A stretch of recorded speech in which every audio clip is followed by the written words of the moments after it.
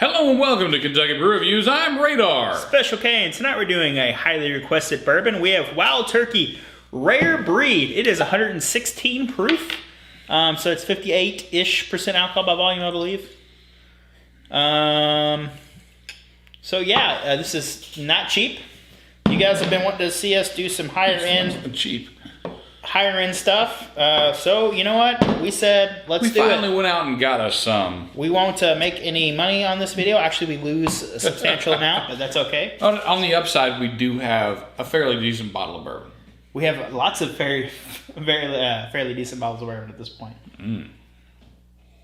So for such a high proof, it's surprisingly mild on the nose. Yeah, it's very, very sweet. Get some dark fruit in there. Vanilla. A lot of vanilla. Not a lot going on. But like I said, it's not as hot as I'd expected to be. I can't decide what kind of fruit that is. Is that? Like plum, like dark, like plums and dried dark fruit. Yeah. Dates. That's what this smells like. This smells like candied dates. All right, as usual, since it's such a high proof, we're gonna taste this straight, and then we might mix a little bit of water with it if we deem it necessary. I have a little bit of water on hand.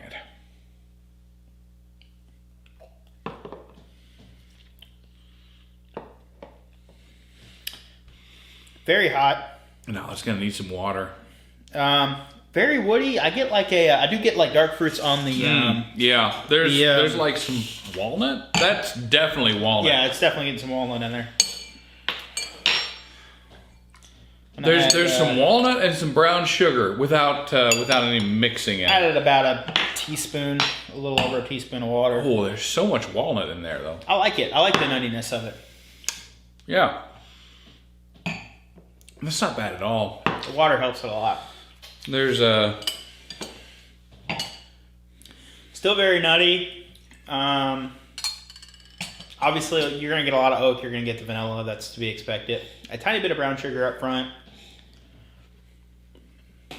I like it a lot. I think it's pretty good.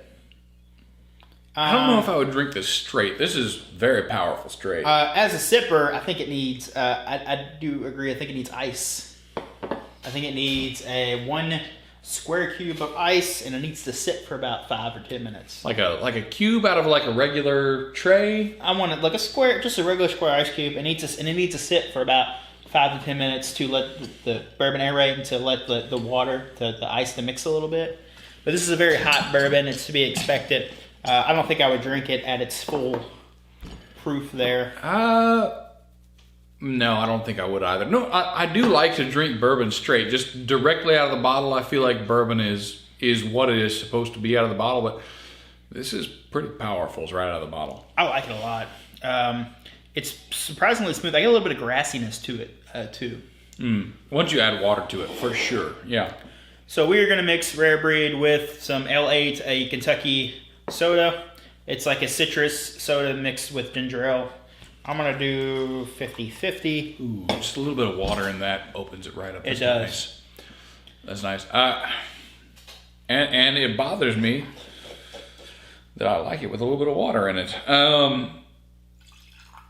It's more sweet, more molassesy with water in it than it is straight. I think the L8 opened up you get a lot more barrel in there. Get a lot more barrel, a lot more vanilla in the scent. Let's take a taste. Oh yeah. Ooh, that's a little bit more special. You can make a really hot bourbon. It's not difficult to do, and in fact, you can accidentally make a really hot bourbon with just a little bit of ginger, just a little bit of fruit. That really, really works well. I think I like this with the L8, but I think like just a tiny bit of lemon, like a tiny wedge of fresh lemon. I'm not even squeezing it. Just like, drop it in. Drop it in, yeah. Cherries, no, cocktail cherries. Yeah, that would work too. It's good, like, but it's still, because it's kind of sweet. It's a little bit sweeter of a bourbon, and with the L8, I think it needs a little bit something acidic to help it out. As a mixed drink, I'm not saying straight. That being said, as a straight bourbon, I do like it a lot, obviously with a little water.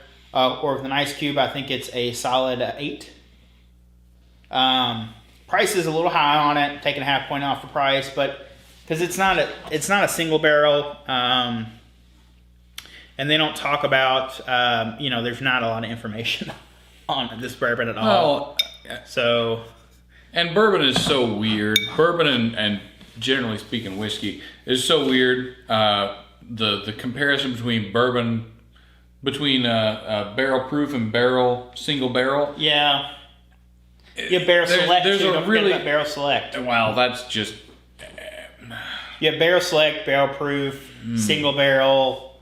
I mean, there's a lot of complications with bourbon. Yeah. It's all legal. What would you rate it straight? Straight, I think I'll give it straight without water. I think I'll give it about a 6.5. Straight without water, it's very, very strong, very tight, very pointy. Add a little bit of water, brings it up to a 7.5, and drop a little ale 8, maybe an ice cube into it. It's at 8.5. Yeah, I agree with 8.5 on the mixer.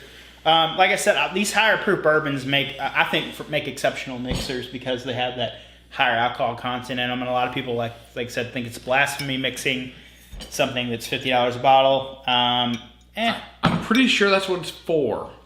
You guys can not like me for it if you like, but the higher proof bourbons, I'm pretty sure they do less for you as a straight drink and more for you as a mixed drink. Yeah, you get so much more out of it with a little bit of water, L8 or something. Mm-hmm. Ginger ale or even Coke. I think ginger ale is the correct mixer, or even if you did a little bit of water and even a squeeze of lemon or something, it would be really good. But all right, that's been our episode. If there's something you'd like to see on the channel, you can leave a comment down below. Don't forget to hit that like button. I'm Special K. And I'm Radon. Thanks for watching.